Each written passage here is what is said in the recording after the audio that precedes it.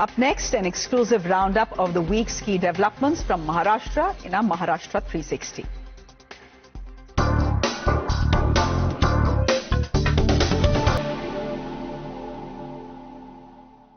From landmark policy decisions and farmer-centric reforms to next-generation governance powered by technology, right from investments to human capital and public welfare to long-term initiatives aimed at strengthening Maharashtra's economic and social foundations, here's a look at the key developments shaping the state's growth story. This is Maharashtra 360. Maharashtra has announced the largest farm loan waiver in its history with a package worth 36,585 crore rupees aimed at providing debt relief to nearly 56 lakh farmers across the state. Announcing the landmark decision, the Chief Minister said that the waiver is intended to restore financial stability to farming families and reducing the burden of agricultural debt and also strengthening rural economy ahead of the upcoming sowing season. Now, along with Deputy CMs Eknath Shinde and Sunetra Pawar, the Chief Minister said that the government's approach goes beyond immediate relief and focuses on building a stronger and a more resilient agricultural sector through structural reforms and sustained farmer welfare initiatives. कारण आमच्याकरता कर्जमाफी हा राजकीय विषय नाही. आमच्याकरता कर्जमाफी ही शेतकऱ्यांकरता एक आपल्याला आमचा शेतकरी जगला पाहिजे, आमच्या शेतकऱ्याला पुन्हा कर्ज घेण्याची शक्ती प्राप्त झाली पाहिजे याकरताचं एक इन्स्ट्रुमेंट, एक उपकरण म्हणून आम्ही कर्जमाफीकडे पाहतो. The Maharashtra government says that the historic loan waiver marks the beginning of a broader agricultural transformation where financial relief will be complemented by legislative reforms, farmer outreach and sustained implementation aimed at building a debt-free, resilient and more prosperous rural economy across the state.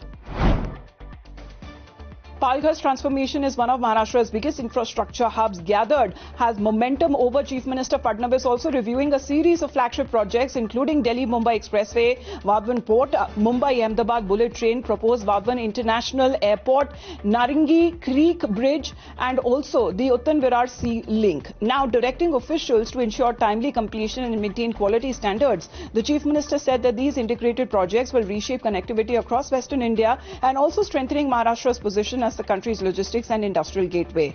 Now, the Chief Minister reviewed the progress package-wise on 157-kilometer Maharashtra section of the Delhi-Mumbai Expressway with the entire stretch that targeted for the opening by the 31st of August. At the Vadhavan Port, officials reviewed the road and rail connectivity, land acquisition, utility infrastructure, skill development and also rehabilitation measures, while the proposed airport was assessed for its multimodal integration with the port, the bullet train and the dedicated freight corridor.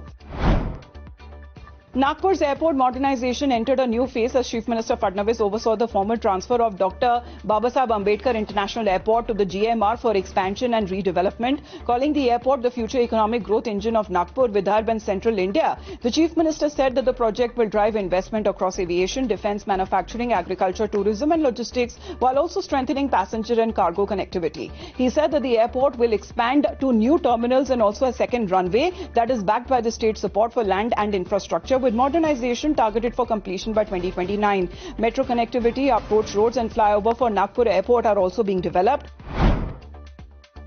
The Maharashtra government has announced major infrastructure initiative for the historic Raigarh Fort, with Deputy Chief Minister Eknath Shinde declaring that a dedicated gravity-based drinking water supply project will receive official approval and the state funding to permanently address the long-standing water scarcity at the fort. Speaking at the 353rd Shivrajya Abhishek celebrations, the Deputy Chief Minister said that the government remains committed when it comes to preserving and redeveloping Raigarh, describing as a sacred symbol of Swaraj and also the pride of Maharashtra. Referring to the delayed monsoon, he has assured farmers that the state government will provide all necessary support in the event of agricultural distress, while also reiterating the Maji Ladki Behan Yojana will continue uninterrupted. The Deputy Chief Minister also said that the government will continue efforts to conserve and strengthen Maharashtra's historic forts as part of the state's cultural and heritage legacy.